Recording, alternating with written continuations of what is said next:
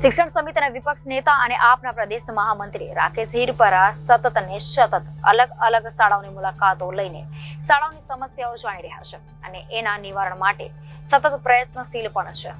તાજેતરમાં જ મહાનગરપાલિકામાં ભણેલી કેટલીક શાળાઓ પૈકીની શિક્ષણ મંત્રીના પોતાના મત વિસ્તારમાં અને પોતાના શહેરમાં જ આવેલી કેટલીક શાળાઓની પરિસ્થિતિ એટલી ખરાબ છે કે બાળકોને બહાર બેસાડીને અભ્યાસ કરાવવો પડે છે। ઉમરા, ભરથાણા, વેલંજા, બંગર, અબ્રામા, લશકાણા, ભાદા વગેરે વિસ્તારમાં આવેલી શાળાઓમાં ઓરડાની સંખ્યાની જરૂરિયાત કરતાં ઓછી છે, જેના કારણે બાળકોને બહાર બેસાડવા પડે છે અથવા તો એક વર્ગમાં એકથી વધુ ધોરણના બાળકોને બેસાડવા પડે છે। ઘણી શાળાઓમાં કોમ્પ્યુટર લેબમાં, આચાર્યના રૂમમાં અથવા તો લોબીમાં બેસાડીને બાળકોને ભણાવવા પડી રહ્યા છે। આચાર્યો ઉપર શાસકોનું એટલું દબાણ છે કે આચાર્યો રજૂઆત પણ કરી શકતા નથી।